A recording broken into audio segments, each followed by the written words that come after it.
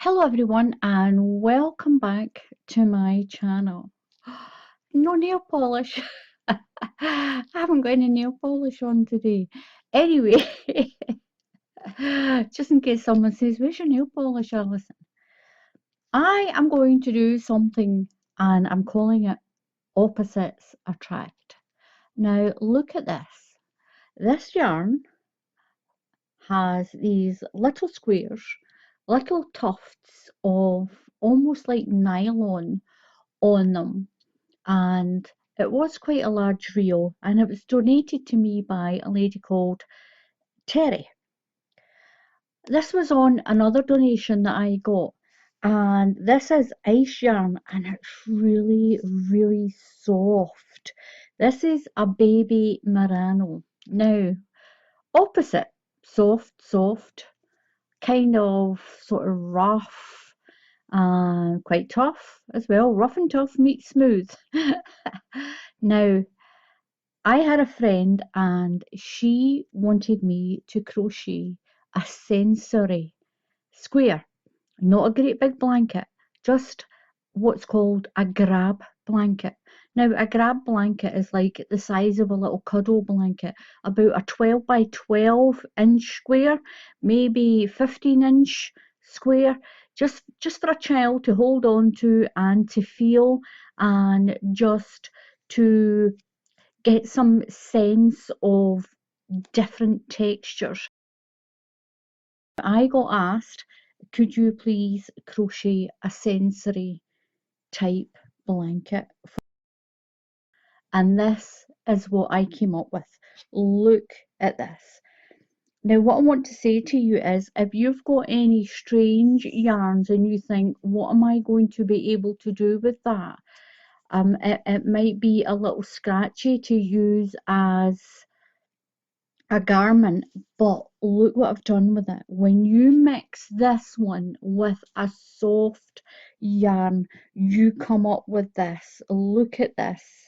Now I've just about finished this. It's a treble crochet, just a treble crochet. I did it with a 10mm crochet hook. I used a big 10mm crochet hook, and this is the size I've got. This is almost, I've got this amount left from a 50-gram ball of this baby merino, and I've nearly finished this little reel. Now I've only got the one little reel. I thought I had another one to make this slightly bigger, but I can't find. I can't. It'll be somewhere. So I've got this little bit left, but I'm going to finish it. And the difference in this is it's soft. Look at that, with a sparkle in it as well. I was experimenting with different stitches. I was doing a back post stitch. So this has some little ridges here. It's flat here as well. So it's given that little bit of extra sensory feel to it. It's got that little roughness, but it also is very soft.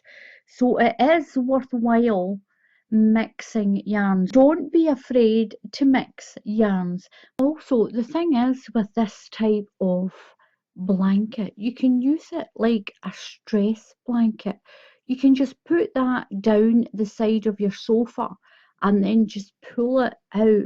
I know a lot of the people who watch my channel have anxiety problems, and finding something just to squeeze and just to help to de-stress, is it works wonders as well. It's something that you can just put down the side of your chair or down the side of your sofa, and when you feel a little bit anxious, especially in the day with all the lockdowns and the restrictions, then having something just to batter about a little bit like this, it really helps. And my friend who said to me, is there something that you can make that's like a little stress square that's also quite tactile and it's not just something soft? that it has some texture to it. So I've done this, and this will put up with being stretched around, it'll put up with being squashed, and even when it's washed, I think it will still keep that beautiful texture in it. And I know there's a lot of people that say to me, can you make some sensory blankets? Can you do something? What can I make that is totally like one part soft and one part's got a totally different texture? And I think this is ideal. If you have anything like this, if you're in the charity shops and that, and you see something, you think, oh, what can I do with that? I don't know what to do with that. Then this is what you do. You just mix it with another yarn to experiment with. Is this. This is really soft, but it's got sequins in it, and you can feel the sequins. There's quite a bit in this. It's quite a lot. It's more in it than what's in this one. I'm going to mix it with this. Look at it. This is beautiful. This is a twister cotton. I do have quite a few of these different colours, so I'm going to mix that and that together because this is quite soft. It is thin, but then so is this cotton, and I'm going to mix them together, and I'm going to use a smaller hook.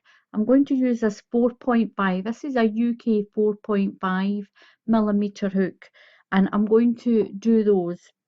I will come back at a later date and show you what they look like. I was going to try a shawl rather than a blanket with this. It's not what you would call baby colours, but it is really pretty. Look at that. And I think this is going to go a long way. It's quite thick. Even this is quite thin, as you can see, but there's a lot in it. It doesn't tell you how much is in it, but it's about an inch thick. So there's plenty in there to mix in with that. So don't be afraid. This is just a little video to say don't be afraid to mix different textures of yarn with another one. If you've got something thin and you think, what can I do with that? Then mix it with this. You can even mix it with something like that. I think the black and white with all those pretty rainbow sparkles will be really pretty as well. So it's not so much a tutorial, this video, it's more of an opposites attract. Try completely different yarns with other ones. It's called a twister. It's 55% cotton and 45% acrylic. So you get this really nice softness. This one has nothing. It doesn't tell you anything. It just says that it's ice yarns, and I've even had the label off and there's nothing underneath that part either. It doesn't tell you how much is in it or anything, but give it a try. Try mixing yarns that you wouldn't normally mix, and it is quite true that opposites attract.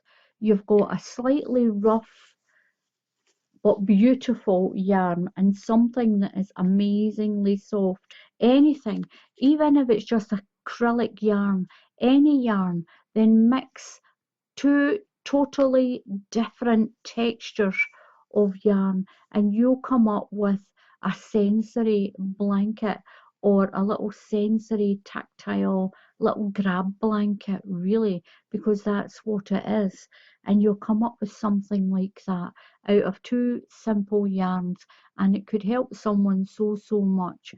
And I'm going to hope that this is going to help my friend and her son, and I think it will. I think this is exactly what she's been looking for him, so that he can have that different texture and still have a pretty bright blanket that he can have. And I think it's lovely. But anyway, what I was doing with the video is just for anyone else who are looking for some easy sensory type blanket. Now this is just a treble crochet, getting away from what it is. It's a treble crochet stitch, that's all it is. When I was messing around with it to give it some different texture here, I did a back loop stitch.